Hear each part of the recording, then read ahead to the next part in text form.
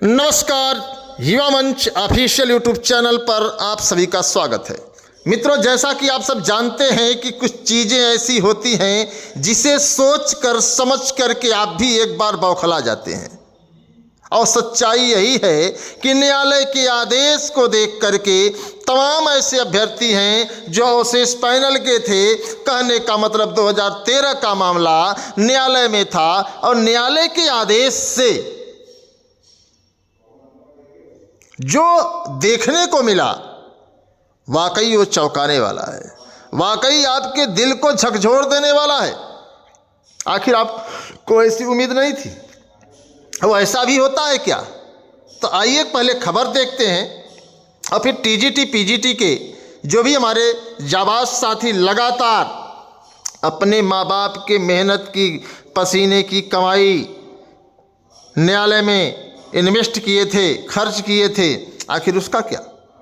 2 line के जवाब में पूरी कायनात समाप्त हो जाए तो आखिर आप क्या सोच सकते हैं? इसे कहते हैं सरकार की ताकत, इसे कहते हैं सरकार का तंत्र, इसे कहते हैं सिस्टम की मजबूती। आइए दिखाता हूं मजबूती कहां से है। स्क्रीन पर आप देख सकते हैं टीजीटी 2013 चयनितों की याचिका हो गई खारिज। हालांकि आज की खबर नहीं है, 2 दिन पहले की खबर है, 3 दिन की।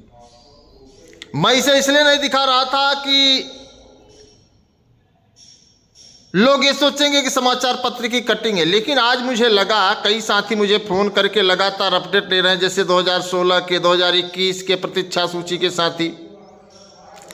तो मैंने ये सोचा कि आप न्यायालय सिस्टम की ताकत देखिए और जो एक्सक्यूज दिया गया है मैं उस एक्सक्यूज पर फोकस करना चाहूँगा और थोड़ा सा आप मेरी बातों को गंभीरता से सुनिएगा और उसके बाद आप कमेंट बॉक्स में बताइएगा कि ये उचित है या अनुचित है। न्यायालय ने न्याय क्या दिया हमें उस पर टिप्पणी नहीं करना है, लेकिन सिस्टम ने मित्रों जो एक्सक्यूज दिया है, सिस्टम ने जो बहाना निकाला है, आखिर उसका क्या है, इस पर हम चर्चा करेंगे।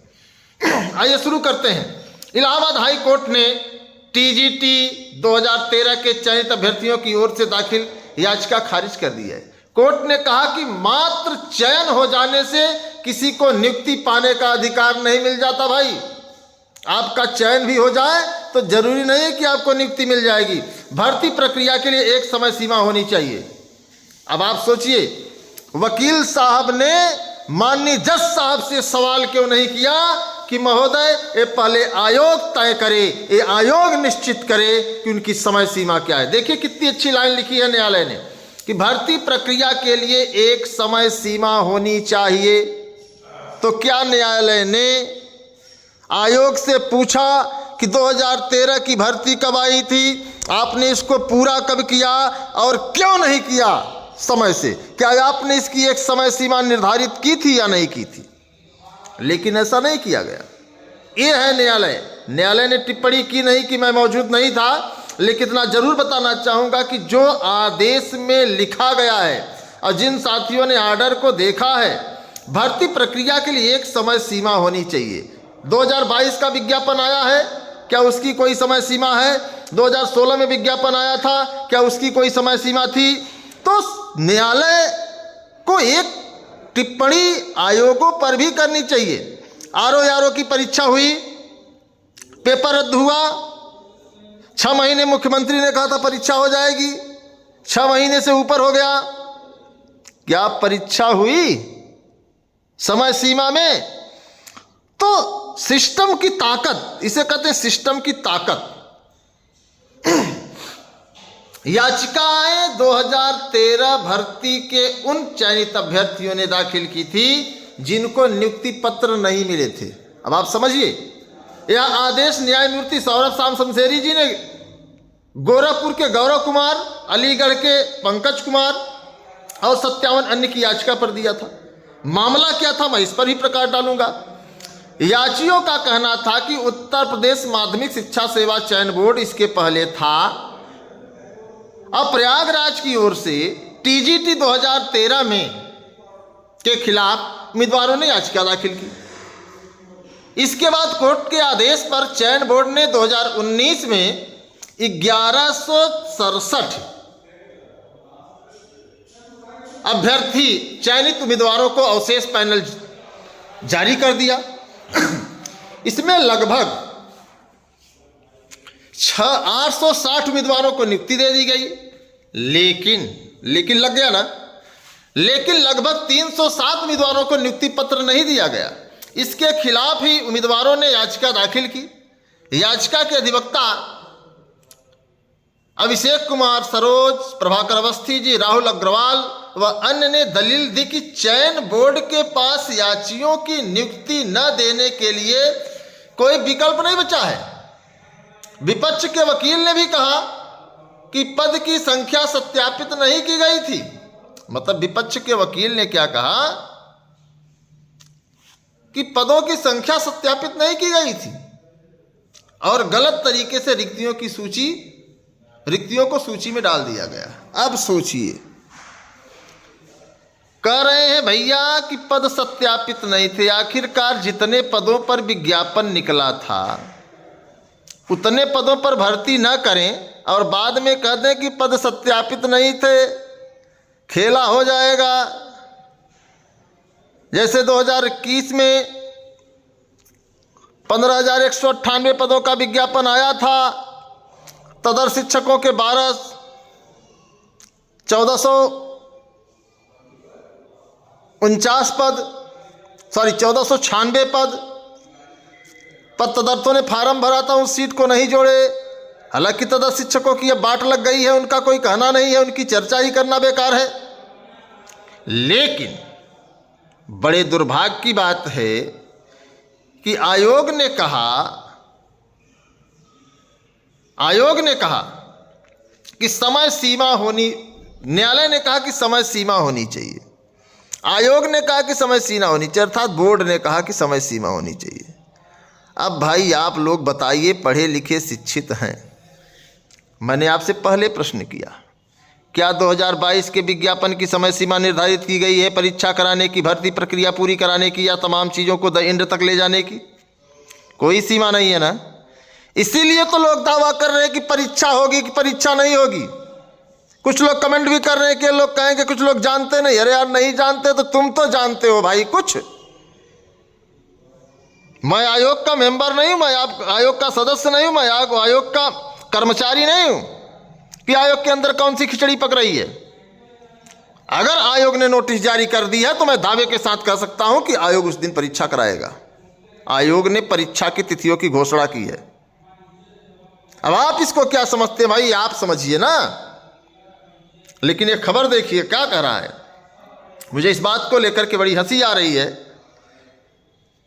कि न्यायालय से भी आप उम्मीद ना करें कि आपको न्याय मिलेगा, तार्किक न्याय। न्यायालय ने कहा कि यह आदेश न्यायमूर्ति शामशेरी साहब ने किया है और बहुत अच्छा आदेश किया उन्होंने, लेकिन साहब मैं उनके न्याय पर कोई टिप्पणी नहीं कर रहा हूं। मैं सिर्फ यही चाहता हूं कि भर्ती प्रक्रिया के लिए एक समय सीमा होनी चाहिए।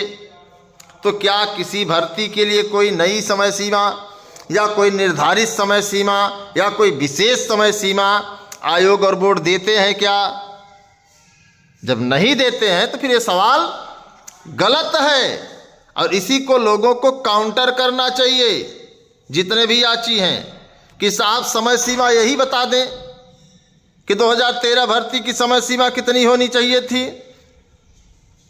जो भर्ती 2016-19 तक चली हो तो भैया उसमें समय सीमा कैसे हो सकती है? तो ये बताएं ना कि इन्होंने कैलेंडर में समय सीमा नहीं दिया था, इन्होंने जो शेड्यूल जारी किया था, विज्ञापन जारी किया था, उसमें भी समय सीमा नहीं थी।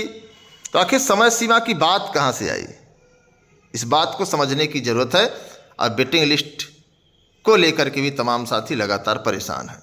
अन्य समाचार पत्र में भी अमर उजाला ने भी बड़े प्रमुखता से इसको उठाया है। मात्र चयन हो जाने से नियुक्ति का अधिकार प्राप्त नहीं होता, हाईकोर्ट कह रहा है भैया।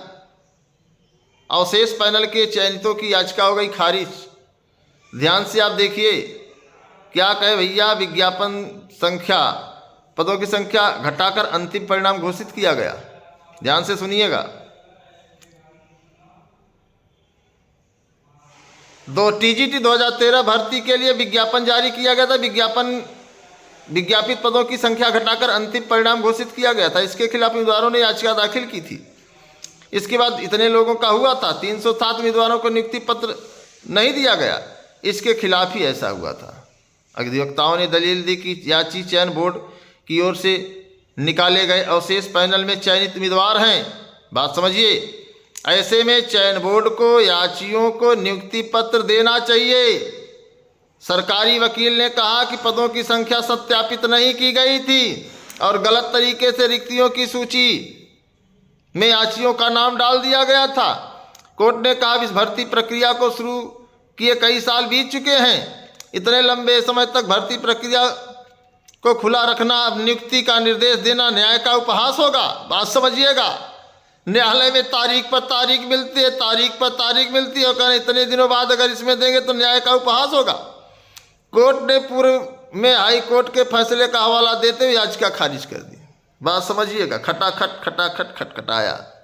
अब समझिए भैया क्या चल रहा है कि गलती करो तुम और सजा भुगते हम, यही है ना भाई। समय सीमा इन्होंने निर्धारित क्यों नहीं की? कह रहे इतने लंबे समय तक भर्ती प्रक्रिया को खुला रखना, अब नियुक्ति का निर्देश देना न्याय का उपहास होगा। तो जैसे ही याचिका पड़ी थी उसी समय स्ट्रिक्ट आदेश दे देना चाहिए था। फिर तारीख पर तारीख, तारीख पर तारीख, तारीख पर तारीख। अभी जूनियर भर्ती देखिए ना कितना समय लग रहा है कि तारीख ही नहीं मिल रही है, तारीख पर तारीख चल रही है। आखिर गलती किसकी है? वही तो। अब इसको आप लोग कहते हैं यार कि नेता कुछ कर ही नहीं रहे हैं, हमारे अगुवाकार कुछ कर नहीं रहे हैं, क्या करें बेचारे। बात समझिए, समय की नजाकत को पहचानने की ज़रूरत है। इसीलिए कहा जाता है कि संघर्ष करो अपने दम पर, लड़ो, आंदोलन करो, आंदोलन से जीत होती है। फिलहाल मैं चाहता हूँ इस आदेश पर, इस निर्णय पर, और आप लोग बताइए क्या समय सीमा निर्धारित होती है कि भर्ती इतने दिन में पूरा होना चाहिए। इन सभी को लेकर के आपके कमेंट्स ज़रूरी हैं। और मैं चाहूँगा कि जो परीक्षाओं को लेकर के लगातार लोग कह रहे हैं कि परीक्षा नहीं होगी या होगी, तो आप लोग अपनी तैयारी करते रहे। परीक्षा तिथियों की घोषणा हो चुकी है, चाहे असिस्टेंट प्रोफेसर के लोग हों, चाहे टीजीटी पीजीटी के लोग हैं। मजबूती से अपना प्रयास करिए, चूक गए तो चूक गए। तो सभी साथियों का धन्यवाद, नमस्कार। मैं आपके संघर्षों का साथी अनिल सिंह।